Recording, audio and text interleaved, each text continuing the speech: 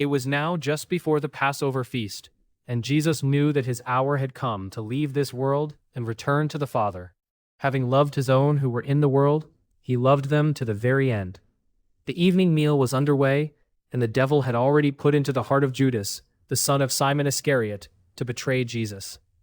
Jesus knew that the Father had delivered all things into his hands, and that he had come from God and was returning to God. So he got up from the supper, laid aside his outer garments, and wrapped a towel around his waist. After that, he poured water into a basin and began to wash the disciples' feet and dry them with the towel that was around him. He came to Simon Peter, who asked him, "Lord, are you going to wash my feet?" Jesus replied, "You do not realize now what I am doing, but later you will understand." "Never shall you wash my feet," Peter told him. Jesus answered, "Unless I wash you, you have no part with me." "Then, Lord," Simon Peter replied, "not only my feet, but my hands and my head as well." Jesus told him, "Whoever has already bathed needs only to wash his feet, and he will be completely clean. And you are clean, though not all of you."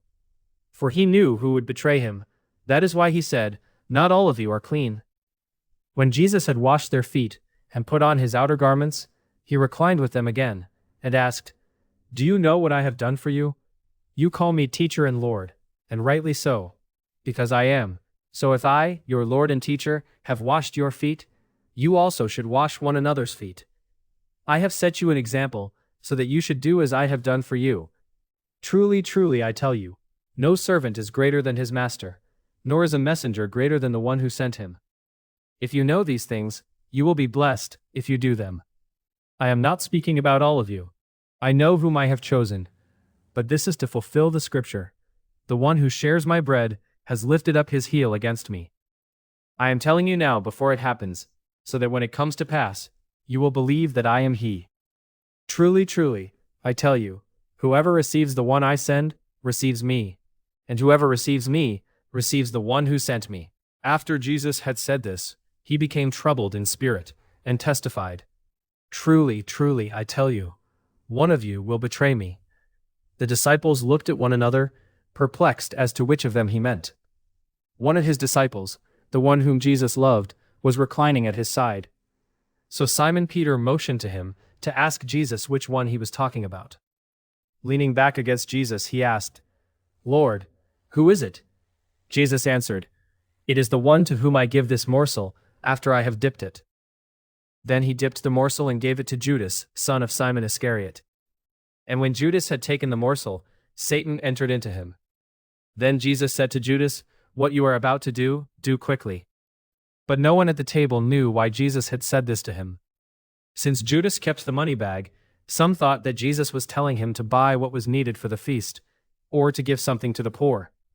As soon as he had received the morsel, Judas went out into the night. When Judas had gone out, Jesus said, "Now the Son of Man is glorified, and God is glorified in him.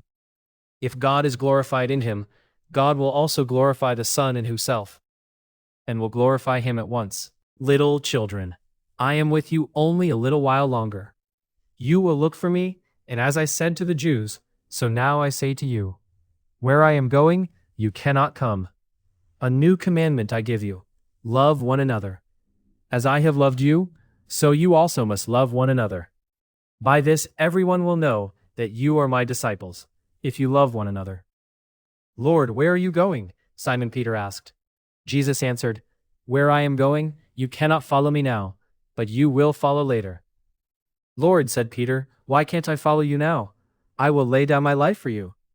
"Will you lay down your life for me?" Jesus replied. "Truly, truly, I tell you, before the rooster crows, you will deny me 3 times.